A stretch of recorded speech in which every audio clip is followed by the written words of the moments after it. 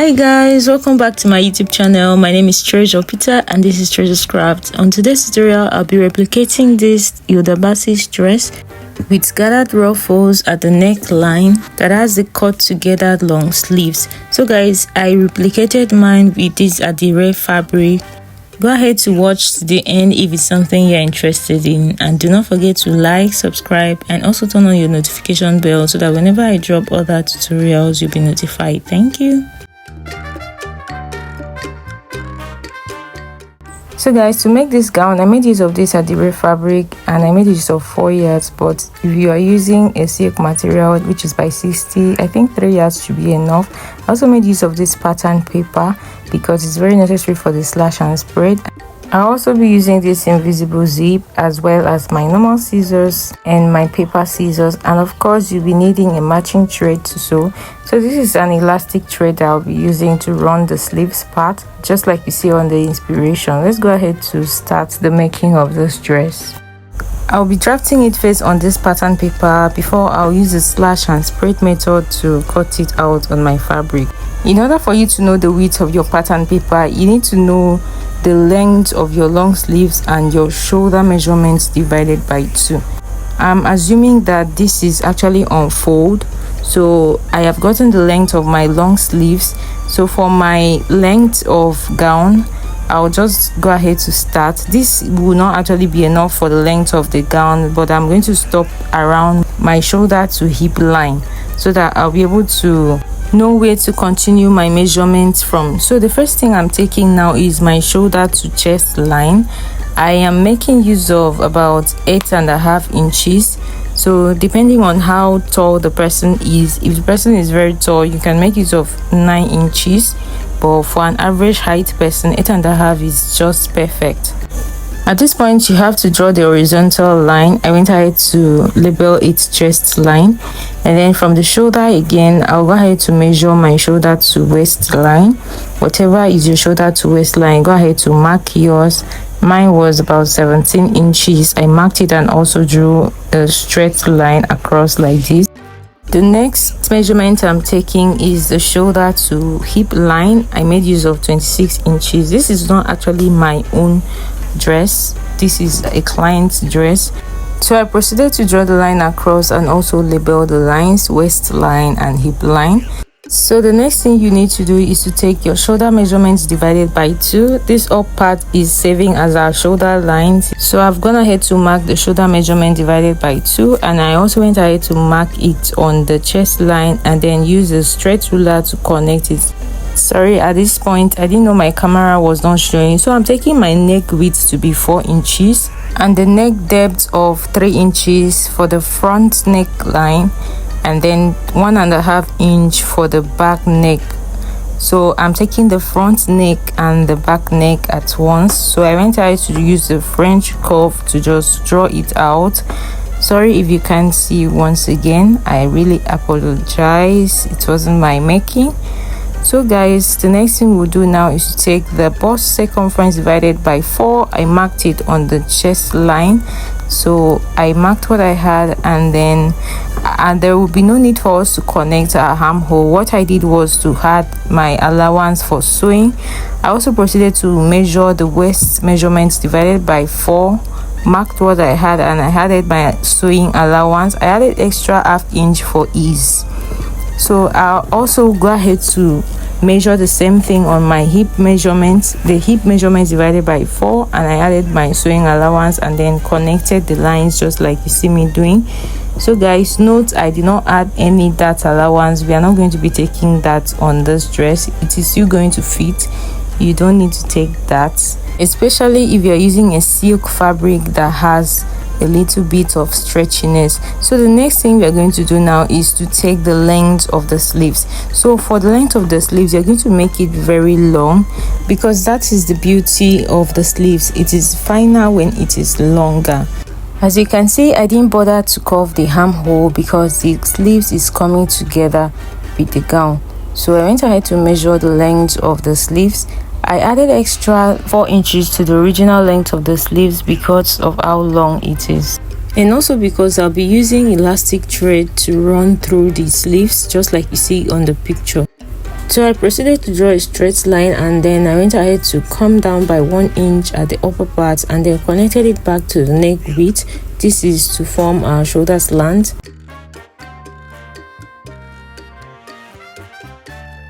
So I proceeded to measure the round sleeves at the edge. Take whatever you feel comfortable with, but you know it's not going to be tight. I had to extend mine. I decided to take about 10 inches, which means I'll be having like 20 inches for the round sleeves. You can take more than that or less than that, and then go ahead to connect it to meet up with the chest line, just the way you see me doing. Note we're not going to be curving this armhole part.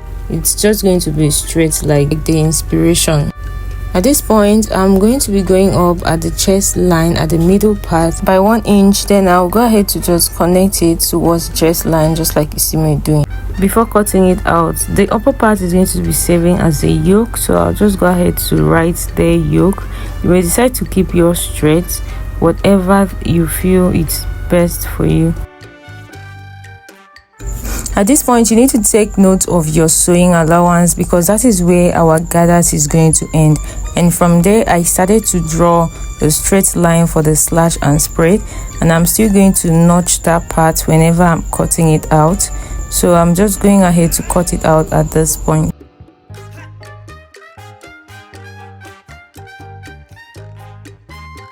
So guys, at this point, I had to cut only the back neckline first, so I can use another pattern paper to cut out the back yoke. Note, we are also going to be gathering the yoke part of the back. I proceeded to notch the part where our side seam allowance will begin from before cutting out the remaining sleeves part. Here's the yoke part. At this point, I'll go ahead to place it on another pattern paper in order to duplicate the back part. So my pattern paper was not enough, so I'm just going to attach more pattern paper to it so it will be enough. I went ahead to just pin it up first before cutting it out. Don't forget to place the notch at this point. For the center part of the back pattern, I added ½ inch. This will serve as the allowance for turning that part and fixing the loops. Note, the zip is not going to reach the yoke part, but instead I'll be adding loops for buttons. After cutting it at this point, I have gone ahead to attach the remaining parts, and I proceeded to label it back yoke, and this is the front yoke. So I went ahead to reduce the neck for the front. So guys, I went ahead to place the bodice part of the pattern on a folded fabric. I folded my fabric into two and placed it like this. So to get the width of what you want the down part to be, take note of the width you need and place it accordingly. I added ½ inch to this upper part to join it to the yoke. At the down part around the hip area, I'll be extending it with 2 inches and connect it back to the waistline. This is because the down part is actually an A-line, although I discovered it was too wide, so I'll suggest you use 1 inch extension. Remember, we stopped our hip line at 26 inches, so from 26 inches, I'm going ahead to measure the full length of the gown. For mine, the full length was around 64 inches, which was exactly this one because my client is very tall. I proceeded to mark out the width of the down part using what I have at the hip line, and then I added extra 3 inches allowance, so altogether I'm having about 17 inches. So this is actually optional depending on how wide you want yours to be. So I'm just going ahead to draw it to connect it back to the hip line, just like you see me doing. So guys, I'm going ahead to cut it out at this point.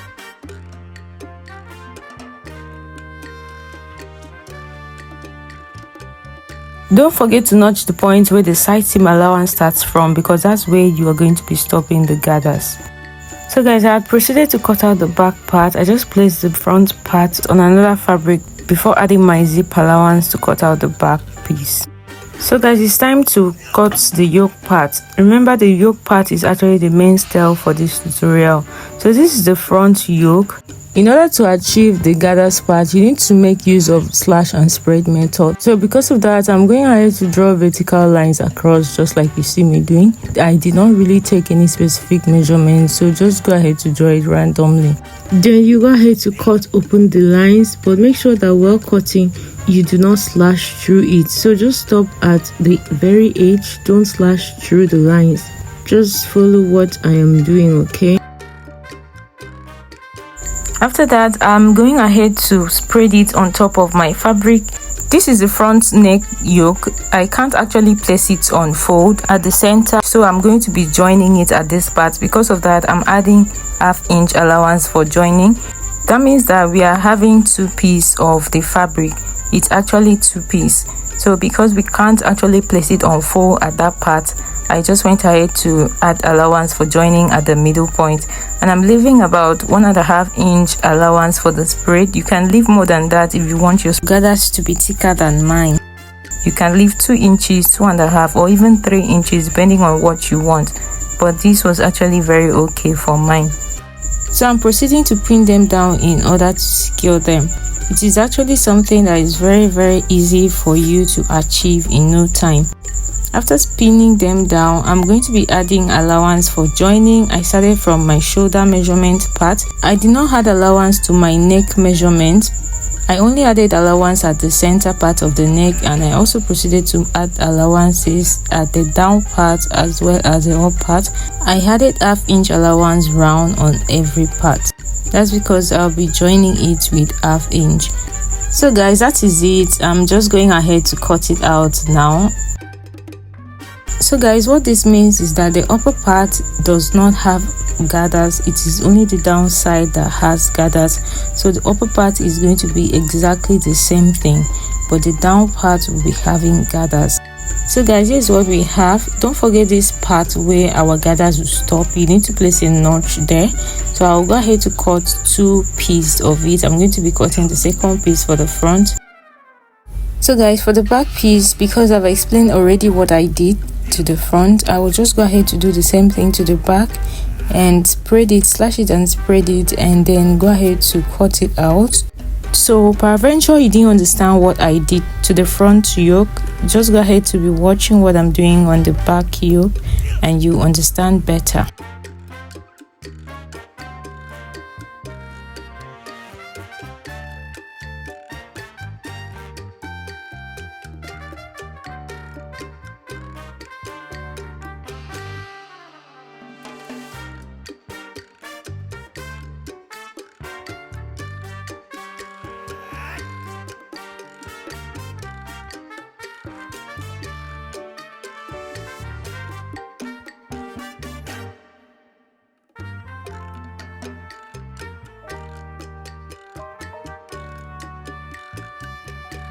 So guys, here's the back yoke. We are also through, and I proceeded to also notch the part where the gathers is going to end. So guys, this is the front yoke. Note you have to cut out your facing the way it is. You need to keep your facing and cut it out. I started from where the joining is going to start from, and I went ahead to cut out the facing for the neckline. So the first thing I'll do is to go ahead to join this part. This is the center front of the yoke, and I made use of hemming gum to join it. So this is how I did the hemming gum. I went ahead to cut it into 2, kept one on one side and kept one on the other side. So I'll just go ahead to open up the joining and iron it very well. This method allows the hemming gum to hide the joining. The joining will not show that much. I'll do that and show you guys what it looks like so you understand better. And then I'll proceed at once to use the facing to turn the neckline, and I'll also be making use of this hemming gum to turn the neckline. So just place it and follow around the neckline. I'll do that off the camera and show you guys what I have. For the back piece, I'll go ahead to also turn it. I proceeded to also cut out the facing. Here is it, but note the facing extended down. This is because we'll be adding loops for buttons at the neck of the back. Just in case you don't know how to make your button loops, I'm going to be showing you how to go about that. So this is the facing. This is how it's going to be placed. Turn the neckline, And before turning this down part, we're going to be using our lobe. So I'm going ahead to cut a piece of fabric that I'll be using for the lobes. So this should be about 2 to 3 inches length, but I'm not going to make use of that length, so I went ahead to cut it to be 2 inches. I think 2 inches is okay. So I'm folding it like this, and then I'll go ahead to sew it and bring it out to the right side, and then we'll fold it and place it at the left hand side of the neck at the upper part before turning it. So here is the front piece. This is the front yoke after ironing the hemming gum. See how neat it's looking. It's not really showing anymore. And I've gone ahead to also turn the neckline. So this is the back neck. This is one side. This is this other side that has the lobes. So I purposely only turned the neck because I wanted to show you guys how to fix the lobes. This is the lobes after turning it. So I'm just fixing it in between at the edge like this, and then I'll face it like this with my facing. Just go ahead to sew it. You need to make the lobes to be enough to pass your buttons, and then go ahead to join it with 1/2 inch. I'll go ahead to take this other side also and join it with 1/2 inch. So here is it, guys, after fixing the lobe. See how it's looking, and it's very neat. This is this other part. This is how it's going to be. So guys, right now I want to show you guys how to attach it to the down part. Take note of where our allowance is starting from, because that's where the gathers is going to end for both the front and the back piece. So this is the front part. I went ahead to place a notch at the center front. Make sure to place a notch at the center front. The center front for the yoke is already known because of the joining.